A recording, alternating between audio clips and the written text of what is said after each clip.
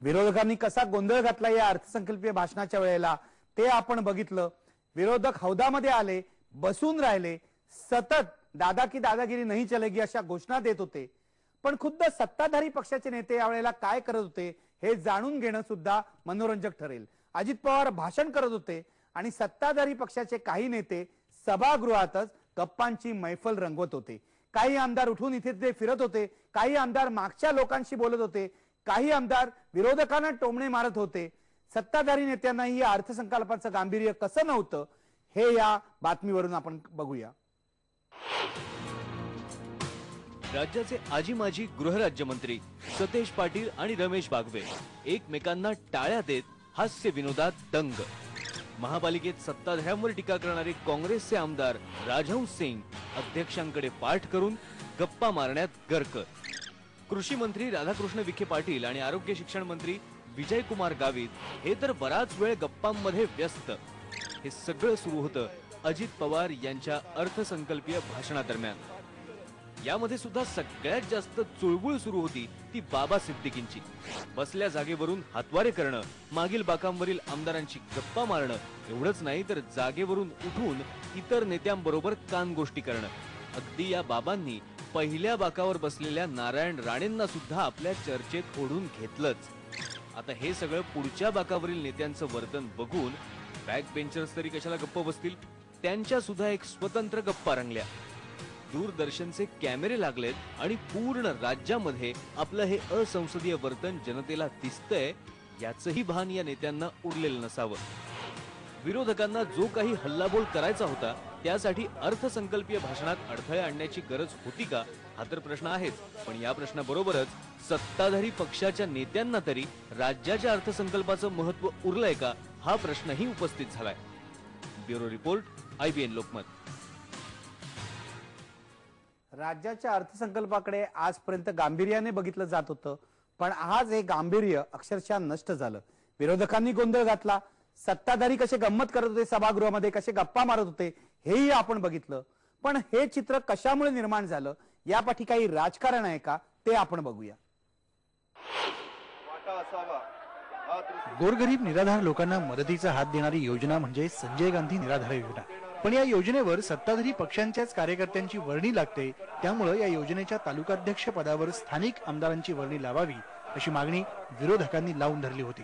अध्यक्षांच्या बैठकीतही तोडगा निघाला नाही तेव्हा विरोधकांनी अर्थमंत्र्यांच्या बजेटमध्येच गोंधळ घातला।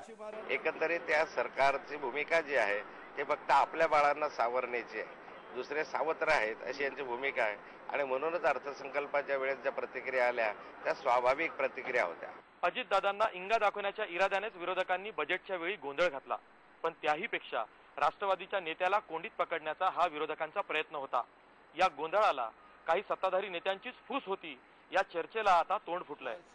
विरोधकांचा गोंधळ म्हणजे निव्वळ नियोजित डाव होता असा आरोप राष्ट्रवादीच्या आमदारांनी केलाय। अजितदादांसारखा एक परखड, एक स्वतंत्र विचारांचा, महाराष्ट्राला दिशा देणारा अर्थसंकल्प येतोय आणि जाणून बुजून त्यांना राजकीय दृष्ट्या थोडंसं अडचणीत आणण्याचं काम शिवसेना भाजपचे नेते करू इच्छित होते। विरोधकांचा गोंधळ हा काँग्रेसच्या इशाऱ्यावरून झाला असंही राष्ट्रवादीच्या आमदारांच्या बोलण्यातून नकळत स्पष्ट झालंय। नाम मात्र एका अध्यक्ष पदाचा विषय घेऊन राजकारण करण्यात आपण बघितलं, दिल्लीमध्ये सुद्धा गोंधळ झाला, अर्थसंकल्प मांडताना त्यांनी त्याचा आदर ठेवला आणि परत त्यामुळे चर्चा झाली, पण तो एक जाणीवपूर्वक चांगला मंत्री अर्थमंत्री झाला याची भीती घेऊन विरोधकांनी केलेले हे राजकारण आहे। आधी गृहमंत्री RR पाटील आणि नंतर उपमुख्यमंत्री अजित पवार यांना विरोधकांनी टार्गेट केलंय। त्यावरून विरोधक नेमकं कोणाच्या इशाऱ्यावरून गोंधळ घालतायत याबाबत तर्कवितर्क लढवले जात आहेत। त्यातूनच या अधिवेशनात सत्ताधारी आणि विरोधकांमध्येच संशयाचं वातावरण तयार झालंय। व्हिडिओ जर्नलिस्ट गणेश काळेसह आशिष जाधव, IBN लोकमत, मुंबई।